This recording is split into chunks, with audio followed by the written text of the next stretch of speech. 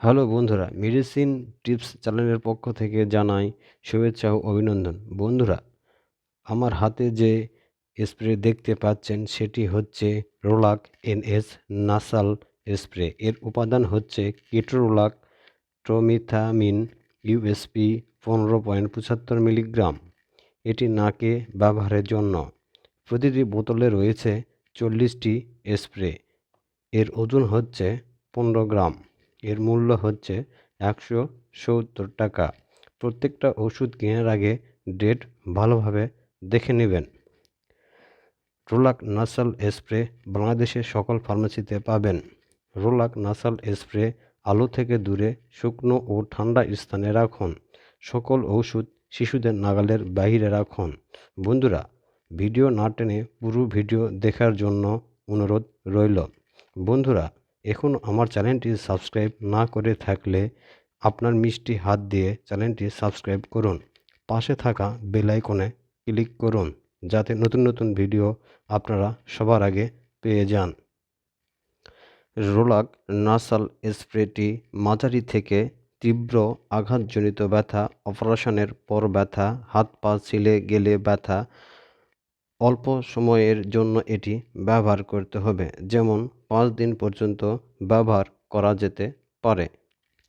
কারা কারা রোলাক NS nasal স্প্রেটি ব্যবহার করতে পারবে না? স্কিন অ্যালার্জি জনিত ওষুধের মধ্যে অ্যালার্জি রয়েছে, তারা এটি ব্যবহার করতে পারবে না। বাইপাস সার্জারি, যাদের হাড়ের মধ্যে বাইপাস সার্জারি হয়েছে তারা ব্যবহার করতে পারবে না। গ্যাস্ট্রিক এবং ইউরিনাল আলসার রয়েছে তাদের ব্যবহার করা যাবে না, এবং যাদের উচ্চ রক্তচাপ রয়েছে তারা এই রোলাক NS নাসাল স্প্রেটি ব্যবহার করতে পারবে না। ব্যবহারের নিয়ম: প্রাপ্তবয়স্ক 65 বছর বয়স পর্যন্ত রোগীদের জন্য নির্দেশিত মাত্রায় প্রতি 6 থেকে 8 ঘন্টা পর পর প্রতি নাকের ছিদ্রে 1 চাপ করে 2 ছিদ্রে 2 চাপ দিতে হবে। শিশু ও বয়ঃসন্ধিকালীন ব্যবহার: রোলাক NS নাসাল স্প্রে 2 বছরের কম বয়সী শিশুদের ব্যবহার করা যাবে না।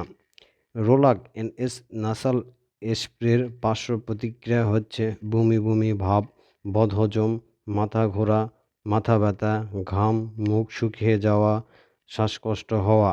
খুব বিরল পার্শ্ব প্রতিক্রিয়ার মধ্যে রয়েছে হার্ট স্ট্রোক, অ্যালার্জি প্রতিক্রিয়া, পেটের আলসার ইত্যাদি।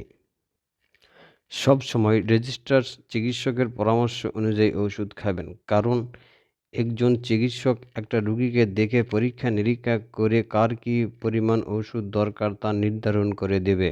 বন্ধুরা, এই চ্যানেল মেডিসিন টিপস এর প্রাথমিক ধারণা দিয়ে থাকে। এরপরও যদি কেউ ওষুধ গ্রহণ করে থাকে তাহলে তারা নিজ দায়িত্বে ওষুধ গ্রহণ করবে। এই চ্যানেল কোনো প্রকার দায়ভার নেবে না। ধন্যবাদ সবাইকে।